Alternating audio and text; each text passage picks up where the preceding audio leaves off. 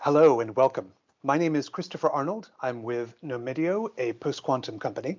I'm here with Philip Black to introduce you to the concept of using biometrics to defend your computer networks from threats emerging in the post-quantum era. I'd like to start off with a story. According to the BBC radio series, The Hitchhiker's Guide to the Galaxy, there was a computer that was able to come up with the ultimate answer of life, the universe, and everything. Deep Thought, as the computer was called, worked for millennia for this answer. Millions gathered to hear the outcome. The ultimate answer was in fact 42. But what was the question? Deep Thought then went on to create another computer that was eventually to determine the ultimate question. That computer was called the Earth.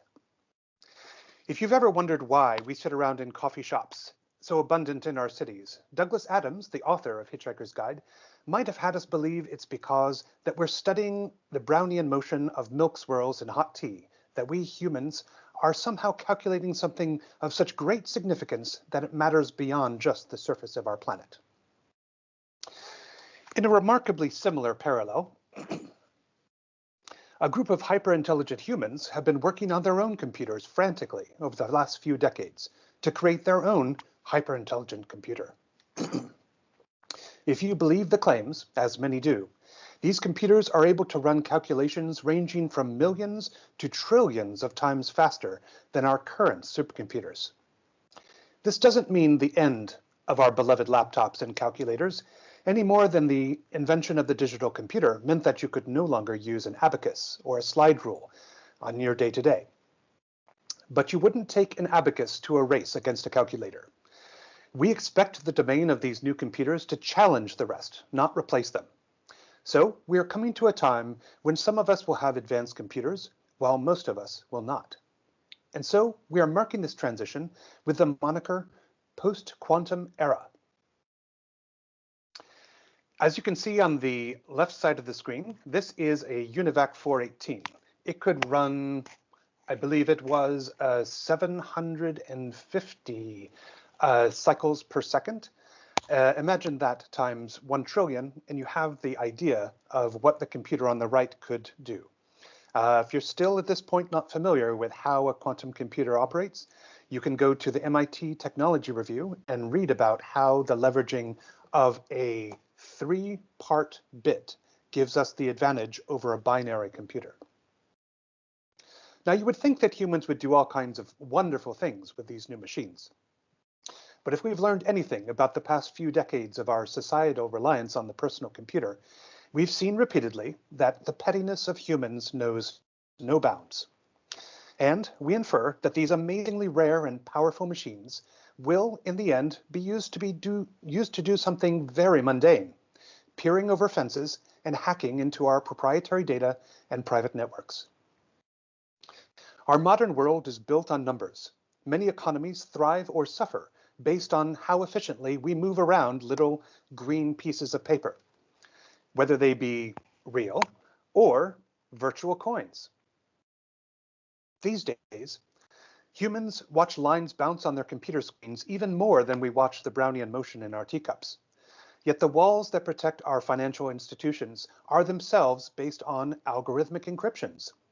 It is simply walls based on numbers. And these numbers can be factored very quickly by a quantum computer. As an example of this, in the recent proof of quantum supremacy, the Sycamore chip was used to process a number that would have taken 10,000 years for a conventional computer, and it was processed in 220 seconds by the quantum computer. So we need a whole new idea of encryption defense. We need to specifically design this encryption to isolate quantum computers and their factoring capability from our traditional networks and software. That is where the work falls to us. Fortunately, there are a group of very intelligent people who are banding together to come up with this encryption. We call them the National Institute for Standards and Technology, and they have a working group that is focused specifically to coming up with the post-quantum cryptography that will protect our networks in the coming years. As we batten down the hatches and we form new bulwarks to prevent reading of our private data in private networks, we need to have certain ways to ensure that people can still see the data that is in the network. That is what our company does. PQ Solutions is among the working group that is finalizing the candidate encryption standards, which will be finalized next year. Once these are finalized by NIST, we can broadly apply them across the industry. Everyone will be encouraged to integrate post-quantum cryptography into their network security and file access protections. Today, we are helping companies to prepare for crypto agility, to make sure that when we update our TLS protocols, everyone can deploy these new additions to our encryption rapidly. Most of us will never have a quantum computer, but we are aware that there are many who will be building tools to ensure that the customers and platforms that depend on these are secure in the post-quantum world. You may be curious about the approach that we're taking to protecting our networks, so I'd like to talk a little bit about that. As you remember, Deep Thought, the computer that built the Earth, the great biological computer that was to come up with the ultimate question, we think we should do the same thing. We should leverage humans in order to create this new cryptography. Specifically, it's biometrics. The people who we wish to protect can be the solution to the problem that we face. In The Hitchhiker's Guide to the Galaxy, the first version of the Earth was unfortunately destroyed, and so the hyper-intelligent pan-dimensional beings, which we call mice, were needing to find any remnants of the program that they could use to find the ultimate question. They decided that Arthur Dent contained that question, and so they were prepared to saw into his head to get access to the last circuit that remained of the Earth. Now, fortunately, Arthur is a particularly stubborn human, and he was able to avoid the mice attack on his brain. And the secret of the ultimate question remains to this day. However, it is likely that you have tiny little mice who are spying on your networks and making sporadic surveillance attempts from outside, be it phishing attempts on your employees, or attacks directly on your network credentials or network sniffing. These interlopers don't care particularly about your company. The interest is usually something to do with the market value or advantage of the secrets they gain by having access to the same information you do. Once you establish your secure network, you need to address the needs of your employees to access the network securely. They are potentially your greatest vulnerability, especially if you're asking your employees to come up with secure passwords. We believe the best way forward is to move to a passwordless context, where people are not delegated to the task of coming up with numbers that are difficult to guess for a very fast computer. What better way to secure the gateways of your network by having the identity or biometrics of these people who need access bound into the keys in order to grant those people access? In this way, the access is bound directly to the people who will need it without being represented as a computer-based representation of that person. In this fashion, the individual doesn't need to produce any supplemental hardware, for instance, a key fob, which could be lost or stolen. They need to just be themselves. Through the use of behavioral performance, it's possible for us to verify that a user is who you intend to grant access to. A behavioral performance is one of several attributes that we use to make our very strong multi-factor authentication. First, you've got the advantage that is the person, not the machine who is vouching for the person. So it is inherently air-gapped and cannot be attacked by a computer. It also cannot be acquired by another party. Second, it can't be taken away from them. So if a person leaves the office, they take their identity with them. This is useful in a time like the work-from-home pandemic we find ourselves in. Third, the way Nomidio does it, it cannot be spoofed. With the engagement of a multi-factored authentication, we partition the biometric performance into multiple strands. We can then separate the different components and use them to create a hash for the authentication. By isolating these individual components separately, in order to create the hash, they cannot be simulated through a graphical, video, or audio playback.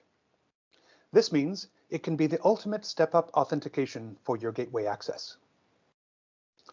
So, while your network will need to be hardened against the external intrusion, like a submarine 20,000 leagues under the sea, so will your doors need to be secured. I'd like to give you a brief introduction to the Nomidio architecture and flow.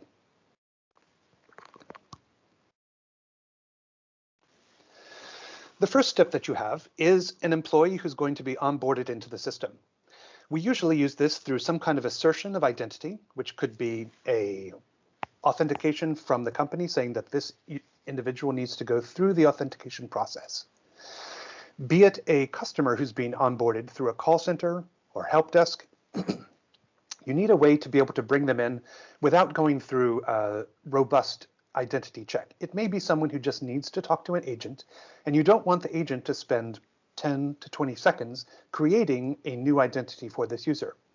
So the user is sent a text or an email that they click and they go through the process themselves in order to assert their identity for the first time. Once this person has registered in the network for the first time, they can assert it anywhere that Nomidio is supported. The next time they call the call center, they will be recognized by the identity that we provide to our partners. If they come into the website and need to authenticate through a chatbot, their browser still has their credentials stored and is able to do a reconfirmation of their biometrics as needed. If they come to your website and they need to log in through OpenID Connect or SAML, then we have that as well. You can integrate it directly into your website, or if you have an IAM, you can go through your corporate SSO.